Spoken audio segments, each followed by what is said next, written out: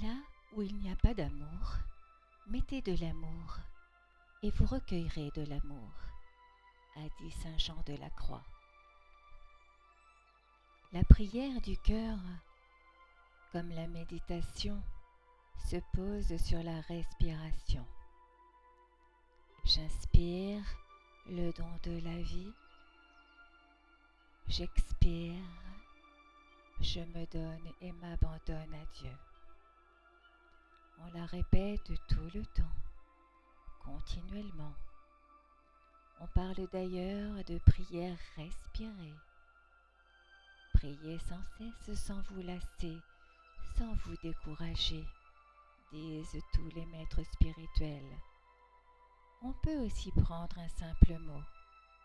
Père, Abba, Jésus, Seigneur, Dieu, Kyrie, Adonai, Maranatha. Cette façon de prier est un point d'appui pour rester tranquille en présence de Dieu. Peu à peu, on peut prier au lit, dans les transports, en attendant un rendez-vous, dans le bain, devant la photocopieuse, à la journée du patrimoine, dans une file de taxi, dans un embouteillage, à la boulangerie, partout. Vous êtes dans le temple de Dieu, partout. Ne vous préoccupez pas du lieu. La volonté seule est nécessaire, s'écrie saint Jean Chrysostome. Peu à peu, Dieu habite le cœur. On finit par tout faire avec lui, pour lui. Le moment où aucun mot n'est plus prononcé, les lèvres se taisent et il n'y a plus qu'à écouter le cœur parler. Cette prière est appelée à emplir progressivement toute la journée et dans le sommeil. Certaines nuits de grâce, le cœur continue à prier. On se réveille et ça prie en nous. Cette prière brève prend un sens différent selon les conceptions théologiques des pratiquants. Pour les religions orientales et les bouddhistes, le but visé est le repos de soi. Identifié à la réalité ultime. Pour les chrétiens et les musulmans, le but visé est l'union de l'âme avec Dieu. Sans pratique, tout est du vent. Buée des buées, nous dit l'Ecclésiaste. Pratiquer, c'est faire ce que l'on dit. S'efforcer, prendre des rendez-vous et s'y tenir. Ne pas avoir d'objectif autre qu'être là, au rendez-vous. Même quand ma prière est chahutée, bavarde, égoïste, je pratique la prière quand je me tiens ma promesse d'être là, d'offrir mon temps.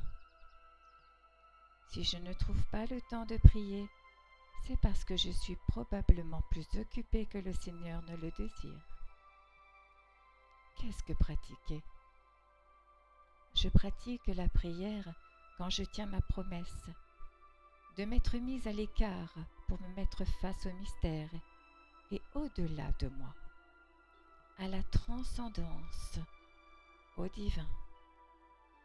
L'infiniment petit face à l'infiniment grand. Je pratique lorsque j'assume et que j'essaie de durer dans ces heures ingrates, sèches, rêches, où ma prière est apparemment stérile, où il ne se passe rien, rien que l'ennui, le rien de rien. Mais je dois dire la vérité, toute la vérité. Je ne suis pas assez pratiquante. Dans mes longues périodes sans prière, j'essaie de conserver la fréquentation des saints. De mon désir d'enfant de devenir sainte, j'ai gardé cela, cette admiration et cette confiance. Les saints sont mes amis, des amis qui savent me dire la vérité, même quand elle est dérangeante. Chacun est unique, et je les appelle à titre personnel pour des talents qui leur sont propres. On ne leur demande pas n'importe quoi. J'invoque d'abord mes tuteurs, et puis j'implore. Je demande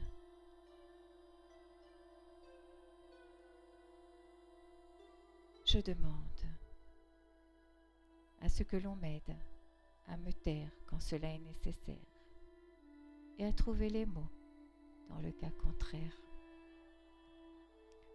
Je leur demande aussi de me montrer la voie de l'exigence et de creuser en moi la place pour le divin.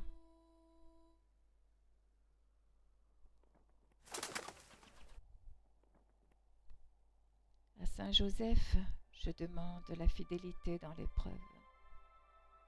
À Saint François, dont on dit qu'il n'est pas seulement devenu un homme de prière, mais une prière vivante, je demande la joie et le goût de la simplicité. Il me reste bien du chemin à parcourir. À Sainte Thérèse de Lisieux, je demande des conseils pour devenir petite, toute petite. À Saint Porphyre et à Sainte Thérèse d'Avila, je demande de progresser en obéissance. À Marie, je demande de m'initier à l'humilité, à la patience, à la douceur. J'implore Jean-Baptiste de me montrer la voie de l'exigence et de creuser en moi la place pour Dieu. À Saint Nectaire d'Égine, de ne pas me mettre en avant, et à Saint Jean de Kronstadt, grand maître de prière dont on dit qu'il priait comme s'il voyait l'invisible, de me montrer les étapes pour devenir prière. Heureusement, malgré ma tiédeur et avec le concours de leur prière, l'Évangile me promet que si mon cœur me condamne, Dieu est plus grand que mon cœur.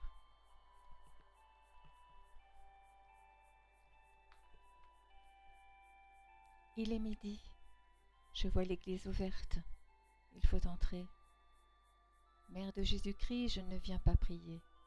Je n'ai rien à offrir et rien à demander. Je viens seulement, Mère, pour vous regarder. Vous regarder pleurer de bonheur, savoir cela, que je suis votre fils et que vous êtes là.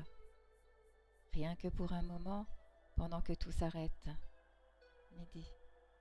Être avec vous, Marie, en ce lieu où vous êtes. Ne rien dire, regardez votre visage. Laissez le cœur chanter dans son propre langage. Ne rien dire, mais seulement chanter, parce qu'on a le cœur trop plein, comme le merle qui suit son idée en ces espèces de couplets soudains. Paul Claudel. Les êtres humains se révèlent dans leurs prières. Adi Ma Ananada Moyi.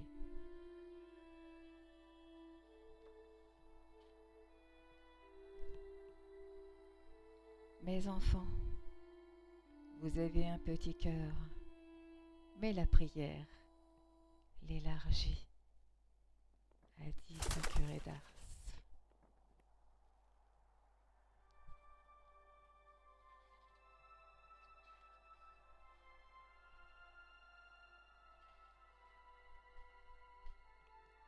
La prière la plus puissante, celle qui est presque toute puissante pour obtenir n'importe quoi. Et l'œuvre la plus noble sont celles qui jaillissent d'un esprit vide, plus il est vide, plus la prière et l'action sont puissantes, précieuses, utiles, louables et parfaites. Un esprit vide peut tout mettre écarte. La prière est-elle un devoir? Je ne sais pas. Je me demande si ce n'est pas plutôt le retour à notre raison d'être fondamentale. Cette action à deux qui donne à notre vie sa saveur infinie. Cette dépendance heureuse qui sauve tout. Bernard Brault. Ainsi.